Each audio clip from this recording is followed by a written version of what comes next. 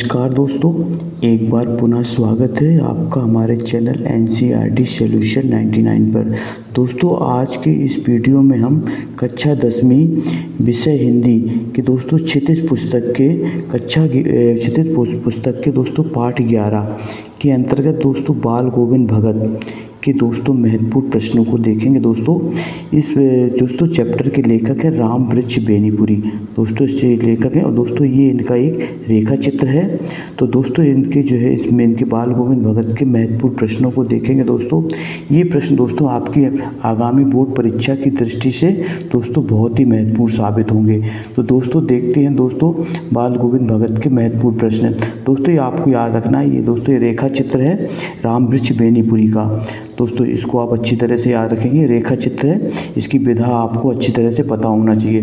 दोस्तों इसका प्रश्न क्रमांक दोस्तों थोड़ा सा बाल गोविंद भगत के बारे में थोड़ा सा इनकी दोस्तों संक्षिप्त जानकारी दोस्तों लेते हैं। दोस्तों रामवृक्ष बेनीपुरी द्वारा लिखा गया एक रेखा चित्र संग्रह है जो दोस्तों बाल गोविंद भगत के दोस्तों जीवन के बारे में हमें बहुत कुछ बताता है।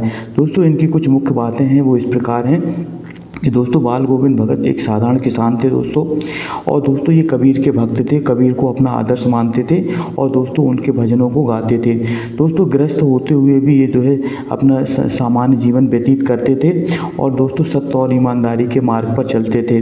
दोस्तों ये मोह माया से दूर रहते थे और दोस्तों ये जो है मानव कल्याण को ही अपना प्रमुख धर्म मानते थे। दोस्तों ये महत्वपूर्ण बातें जो आपको अच्छी तरह से याद रखनी है ताकि आपको पाठ का सार पता चल सके और आप प्रश्नों को उत्तर आसानी से लिख सके। दोस्तों इस पाठ का जो मुख्य दोस्तों पाठ सब जो दोस्तों में जो सार है या इस पाठ से जो दोस्तों मुख्य उद्देश्य है वो हमें ये बताता है कि हमें अपने जीवन में सच्चाई, ईमानदारी और प्रेम को अपनाना चाहिए और सांसारिक माया मोह से दूर रह कर के दोस्तों हमें अपने दोस्तों मानवीय सरोकार या मानव कल्याण और उनकी समस्याओं को समाधान करने में ही दोस्तों अपना जीवन समर्पित करना चाहिए।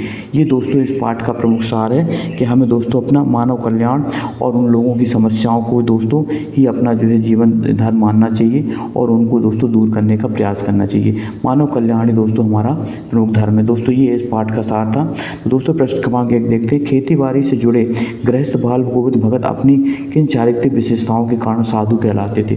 दोस्तों बताना है कि कौन कौन सी ऐसी विशेषताएं हैं जिनके कारण दोस्तों ये साधु कहलाते थे। तो दोस्तों इसके महत्वपूर्ण कारण देखते हैं दोस्तों कौन कौन से हैं। बाल गोविंद भगत साधु कहलाते थे क्योंकि वह कभी झूठ नहीं बोलते थे दोस्तों, वो हमेशा सत्य के मार्ग पर चलते थे। उनके अंदर कभी लालच नहीं था दोस्तों। दूसरा कारण क्या था, उनके अंदर लालच नहीं था। वह कबीर जी को दोस्तों अपना आदर्श मानते थे और दोस्तों उनके भजनों को गाते थे। कबीर पंथी के अनुयायी थे दोस्तों और जो कबीर के द्वारा जो अपनाए गए सिद्धांत हैं उन्हीं पर दोस्तों चलते थे। दोस्तों कबीर जो है निर्गुण भक्ति शाखा के कवि थे और दोस्तों उनका मानना था ईश्वर एक है और दोस्तों आत्मा परमात्मा का ही एक अंश है। दोस्तों उनके स्वभाव में झगड़ा नहीं था, तो वो कभी भी किसी से दोस्तों झगड़ते नहीं थे और दोस्तों सभी के साथ दोस्तों मित्रता का व्यवहार करते थे। दोस्तों ये जो है बाल गोविंद भगत के दोस्तों ये 4 कारण थे जिनके कारण दोस्तों वो साधु कहलाते थे दोस्तों। इसके बाद दोस्तों प्रश्न क्रमांक 2 देखते हैं। दोस्तों प्रश्न क्रमांक 2 में क्या पूछा है, भगत जी के पुत्र वधू उन्हें अकेला क्यों नहीं छोड़ना चाहती थी। दोस्तों बहुत ही IMP क्वेश्चन है, इसको आप IMP लगा दें दोस्तों, ये IMP क्वेश्चन है। दोस्तों भगत जी का इकलौता पुत्र जो तो मर गया था। बुढ़ापे में भगत जी का इकलौता सहारा उनकी पुत्रवधू थी दोस्तों। उनकी जो इकलौता सहारा कौन थी दोस्तों, पुत्रवधू थी दोस्तों। पुत्र की पत्नी ही थी दोस्तों जो उनका ख्याल रखती थी, इसलिए वह दोस्तों उसे अकेला नहीं छोड़ना चाहते थे दोस्तों।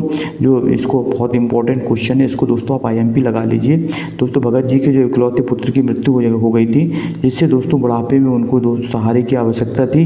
जो दोस्तों उनके पुत्रवधू ही दोस्तों उनको सहारे के लिए दोस्तों रहती थी, जो उनका ख्याल रखती थी दोस्तों, इसलिए वो उसको अकेला नहीं छोड़ना चाहते थे। ये दोस्तों इस प्रश्न क्रमांक 2 का उत्तर है। प्रश्न क्रमांक दोस्तों 3 देखते हैं। प्रश्न क्रमांक तीसरे में पूछा गया दोस्तों, भगत ने अपने बेटे की मृत्यु पर अपनी भावनाएं किस प्रकार व्यक्त की। दोस्तों इसको भी आप IMP लगा लीजिए, ये भी दोस्तों बहुत ही इंपॉर्टेंट क्वेश्चन है। दोस्तों पिछले साल 2024 में ये प्रश्न पूछा गया था दोस्तों बोर्ड एग्जाम में, और दोस्तों इसके आने की संभावना भी दोस्तों 2026 में आने की संभावना दोस्तों प्रबल है। भगत ने अपने बेटे की मृत्यु पर अपनी भावनाएं किस प्रकार व्यक्त की। तो दोस्तों भगत ने अपने बेटे की मृत्यु पर अपनी भावनाएं कबीर के भक्ति गीत गाकर व्यक्त की, और उन्होंने अपने पुत्र के शरीर को एक चटाई पर दोस्तों लिटा दिया और उसे सफ़ेद चादर से ढक दिया। अपनी पुत्रवधू से शोक की जगह उत्सव मनाने को कहा, क्योंकि उसके पुत्र की आत्मा का मिलन परमात्मा में हो गया।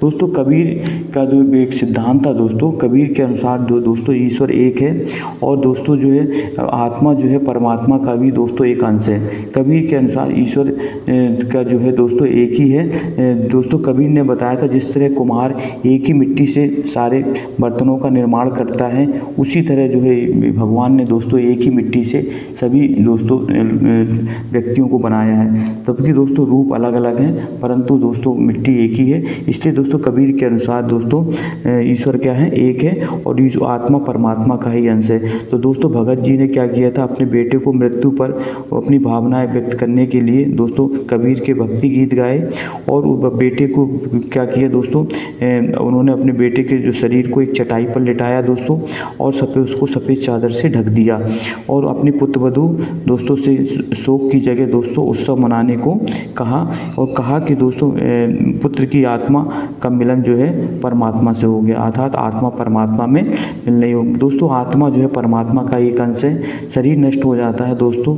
परंतु आत्मा नष्ट नहीं होती। आत्मा एक शरीर से दूसरे शरीर को दोस्तों धारण कर लेती है। तो ये था प्रश्न क्रमांक तीसरे का उत्तर। दोस्तों प्रश्न क्रमांक चौथा देखते हैं। बाल गोविंद भगत के व्यक्तित्व की दोस्तों विशेषताएं लिखना बहुत ही महत्वपूर्ण क्वेश्चन है दोस्तों। भगत जी कबीर के आदर्शों का पालन करने वाले व्यक्ति थे दोस्तों। गृहस्थ होने के बावजूद भी उनमें साधु वाले गुण थे।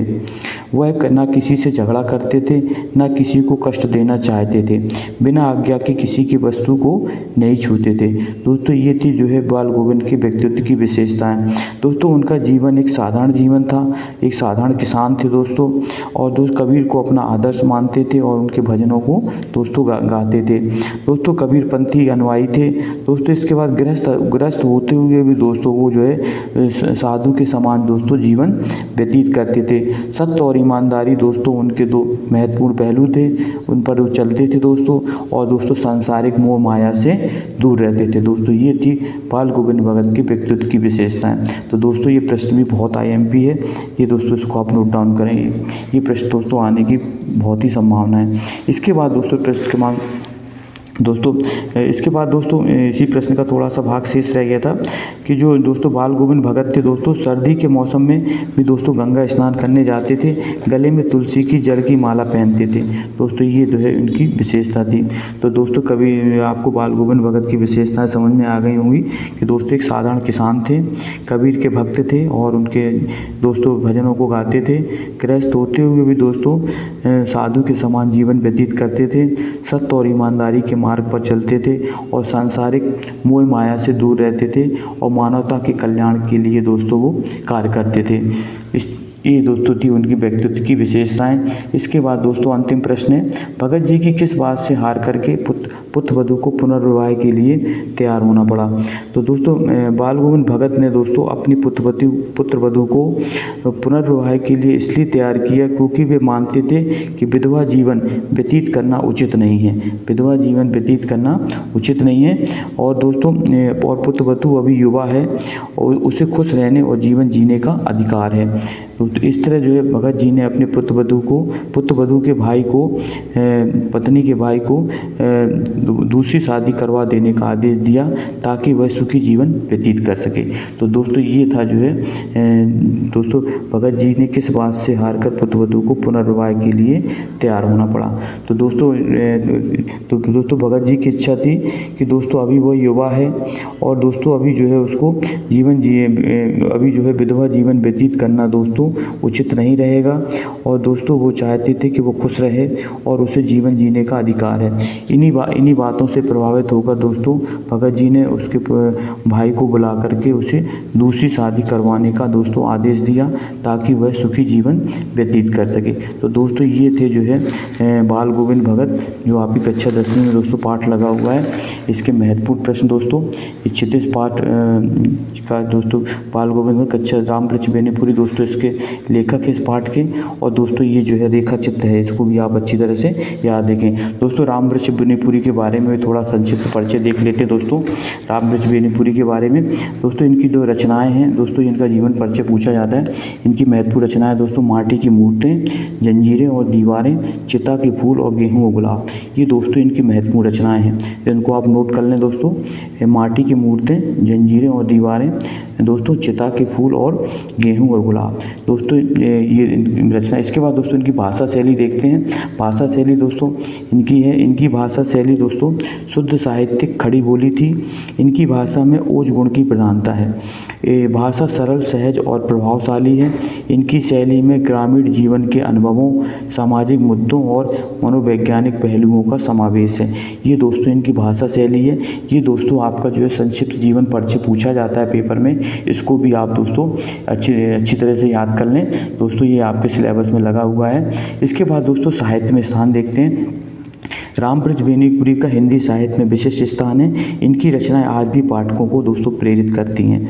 तो दोस्तों ये था जो है राम वृक्ष बेनीपुरी का जीवन परिचय। तो दोस्तों आई होप यू आपको राम वृक्ष बेनीपुरी का जीवन परिचय और दोस्तों उनके जो पाठ के प्रश्नोत्तर दोस्तों आपको समझ में आए होंगे। दोस्तों आई होप यू दोस्तों आपसे एक आग्रह है दोस्तों, आप हमारे चैनल को सब्सक्राइब कर दें दोस्तों, लाइक कर दें और दोस्तों इस प्रश्नोत्तरी को अपने दोस्तों में शेयर करें, ताकि जो है हमारा दोस्तों मनोबल बढ़ता है। आपका एक लाइक, एक सब्सक्राइब हमें एक नया मोटिवेशन देता है दोस्तों आपका दिन शुभ हो दोस्तों। नेक्स्ट वीडियो में फिर मिलते हैं, तब तक के लिए दोस्तों जय हिंद, जय भारत, वंदे मातरम दोस्तों।